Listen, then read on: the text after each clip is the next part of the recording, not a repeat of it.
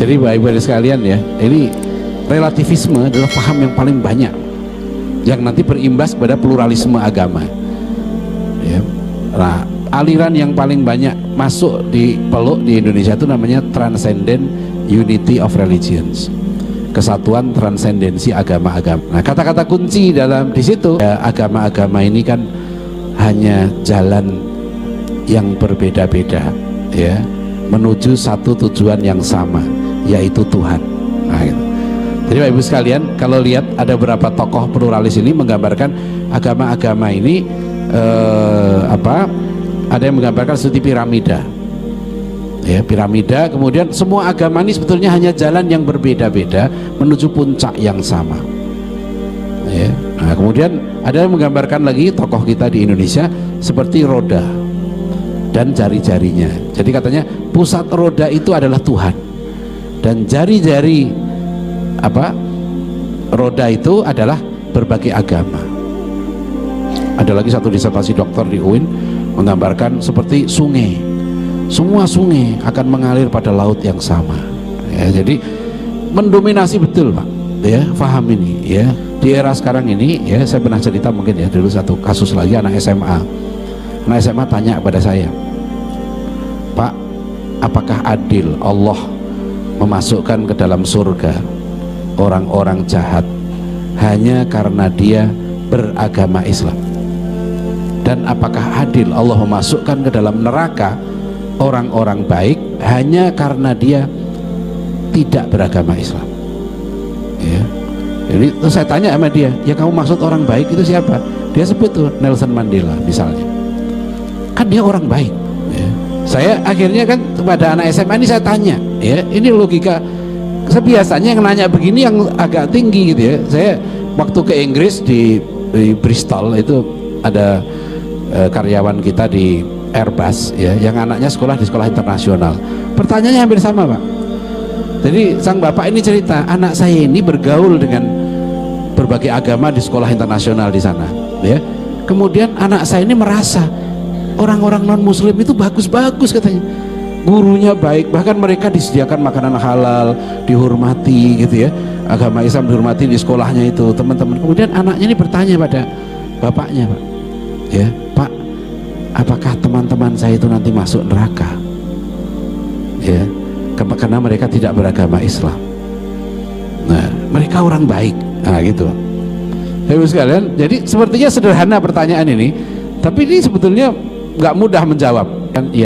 Ya, kalau anak SMA itu saya tanya saja, ya, kok kamu tahu ya Bunda Teresa orang baik dari mana? Emang kamu kenal dia? Ya, gampang aja kan, kok kamu bisa mengatakan baik?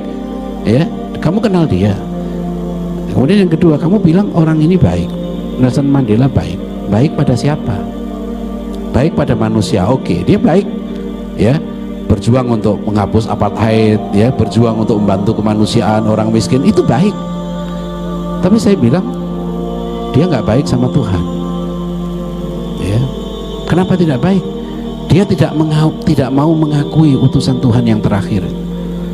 Kamu percaya nggak Tuhan sudah mengutus? Kan dia muslim kan. Kalau kamu muslim, kamu kan percaya bahwa yakin Allah itu sudah mengutus kan utusannya yang terakhir. Iya. Terus kalau ada manusia tidak mengakui utusan Tuhan yang terakhir itu, baik nggak? Ya, dalam hidup saya bilang kita sehari-hari,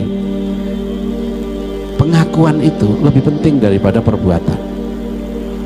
Saya beri contoh, kalau ada anak ya bilang sama bapaknya misalnya, ya maaf Pak, saya kok sudah meneliti ya, kok saya ragu ya saya anak bapak gitu.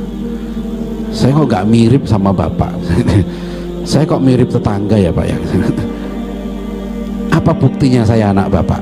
Nah, kalau anak nanya gini gimana?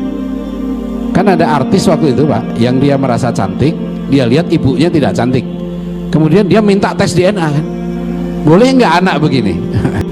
Ya kan, ke anak tadi saya tanya gitu, kamu gimana tahu dia baik? Oke, pengakuan itu penting. Jadi kalau sang anak ini saya bilang baik Pak ya, saya belum yakin bahwa saya anak bapak, tapi bapak tidak usah khawatir, Karena bapak sudah membesarkan saya, mendidik saya, mengasuh saya akan menghormati bapak seperti bapak saya sendiri. Ya, saya anggap bapak itu bapak saya sendiri, meskipun saya belum yakin. Ya, apa yang bapak perintahkan saya jalankan, apa yang bapak larang saya tinggalkan, apa yang bapak minta saya kasih. Tapi hati saya jujur, saya belum bisa mengakui bapak itu bapak saya. Ya, sampai ada bukti-bukti yang meyakinkan. Nah, kira-kira anak begini diapain? Lu kan cuma pengakuan, ya kan? Perbuatannya nggak berubah kok, saya tetap sayang sama bapak, saya kasih apa yang bapak minta, ya kan? Nah itu iman, saya bilang. Itu iman, itu pengakuan. Itu yang kamu diminta oleh Allah, itu namanya syahadat. Gitu ya kan? Kamu berbuat baik pada orang manusia segala macam, hanya ngakui loh, utusan Allah, nggak mau, ya kan? Itu kan sama kayak orang-orang Yahudi, sama ada beberapa orang Quraisy, sama dengan Abu Thalib dan sebagainya, kan? Orang yang begitu baik berbuat sama Rasulullah, menolong Rasulullah dan sebagainya, hanya diminta ngakui syahadat, saya bersaksi ya nggak ada Tuhan selain Allah dan Muhammad itu utusan Allah. Itu aja nggak mau. Orang-orang Quraisy itu banyak sekali, seperti Walid bin Mughirah yang bapaknya Khalid bin Walid, ya.